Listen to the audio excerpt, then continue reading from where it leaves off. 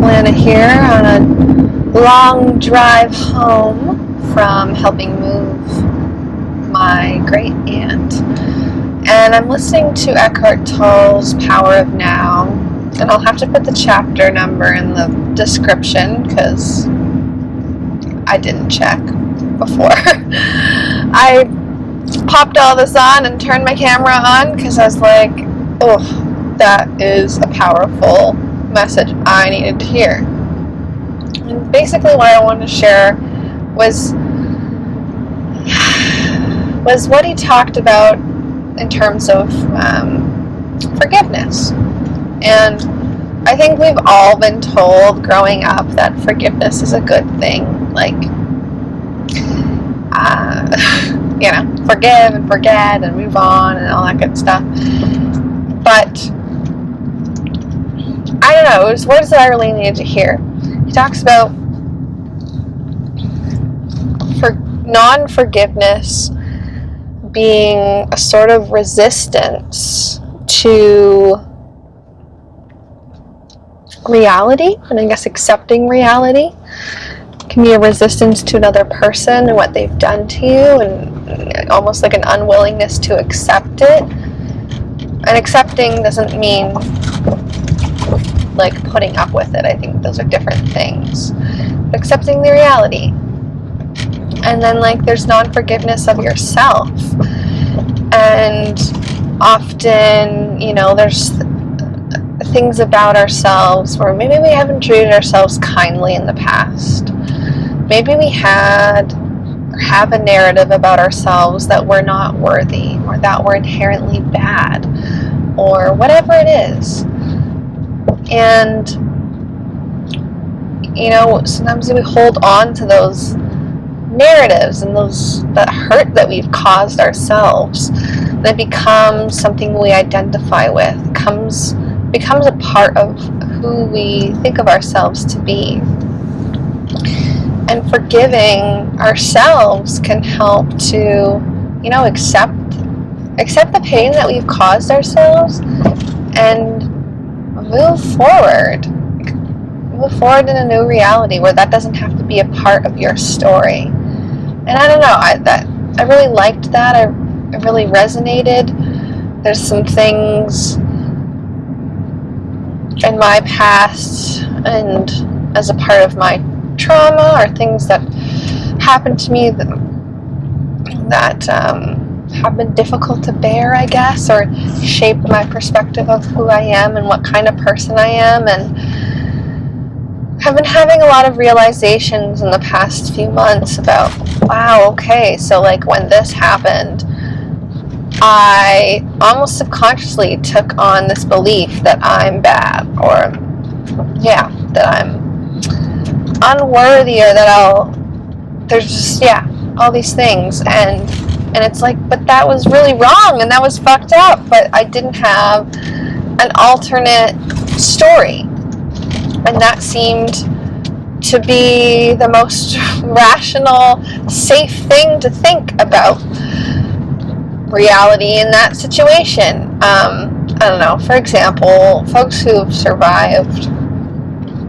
sexual assault or abuse, especially from, or even any kind of trauma at the hands of a family member, often victims blame themselves because that feels easier than accepting that somebody so close to them, who's quote-unquote supposed to care about them and love them and keep them safe, would do something so terrible to them.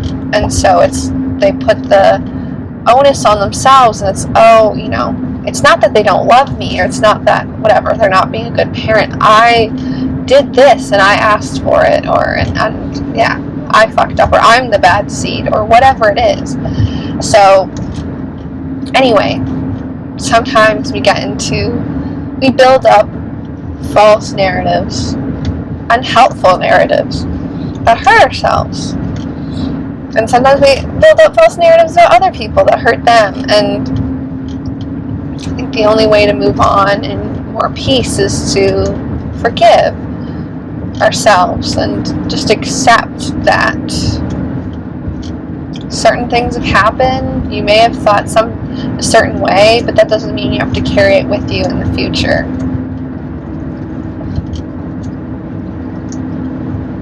Yeah, I think that was the main thing. It was just on the forgiveness piece. Oh, and that we can kind of have this resistance and this grief and lack of forgiveness. I want to say lack of acceptance towards not just things that have happened in the past that we've done, other people have done to us, ways we've thought, but also the future tense. And sometimes we can create fearful narratives in our lives about, fear of losing somebody or something in our lives, or fear of things going wrong, not going to our plans, or just we can feel a lot of fear over when we acknowledge that we don't have a lot of control over what happens in our lives. And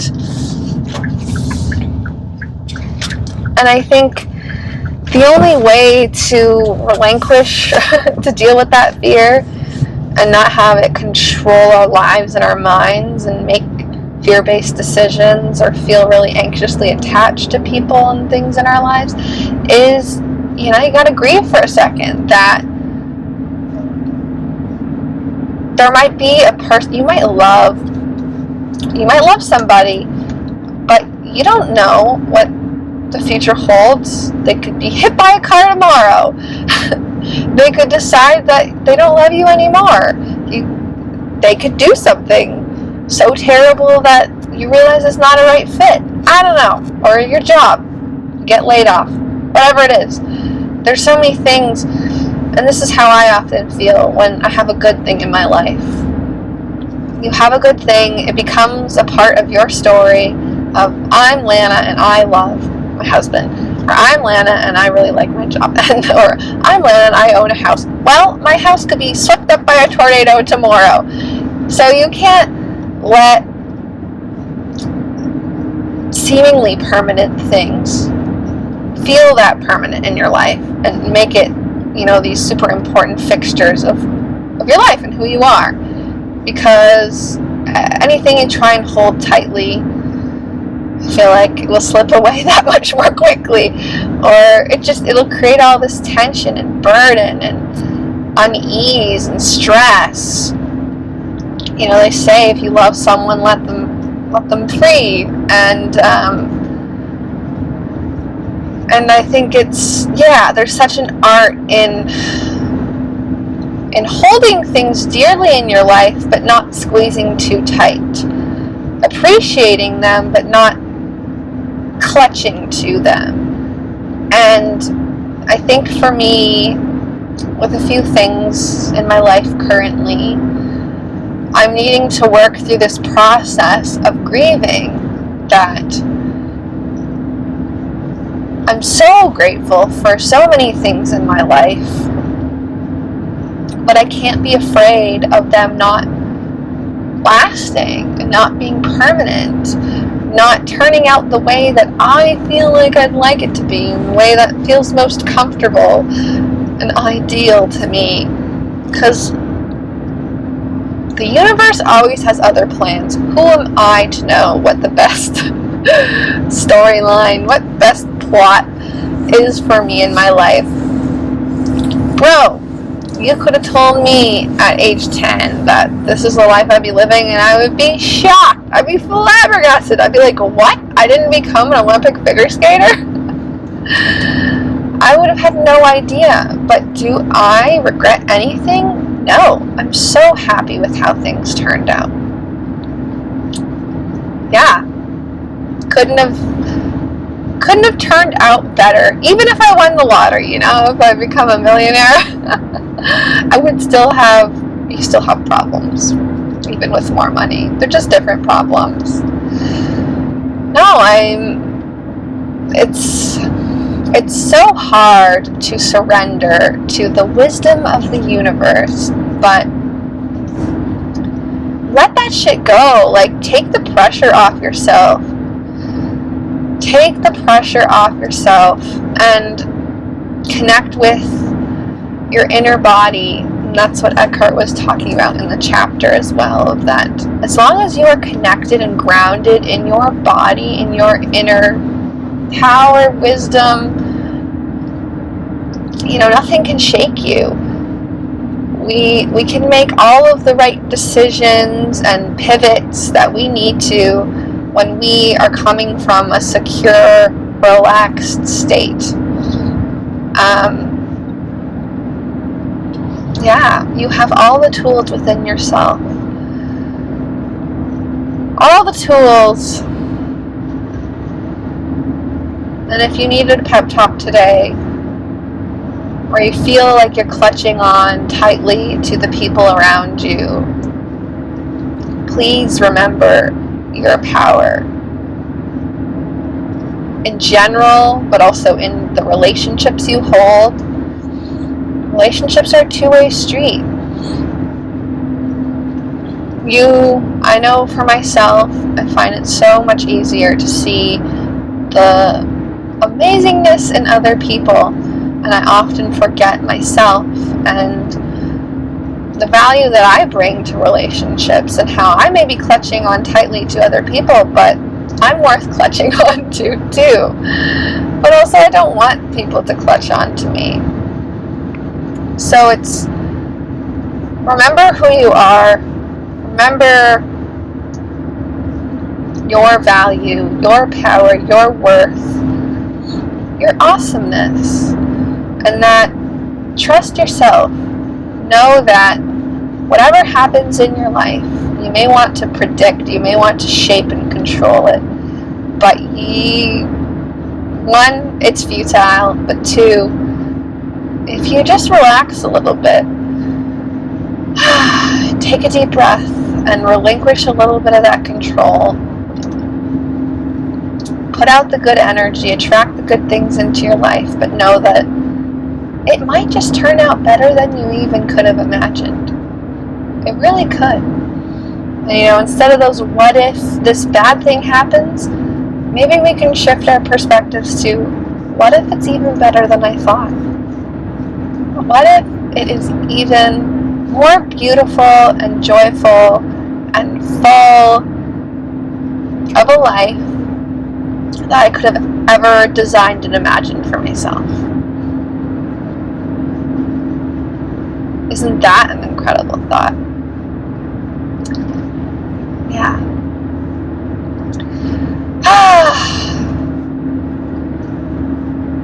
I'm getting a bit emotional.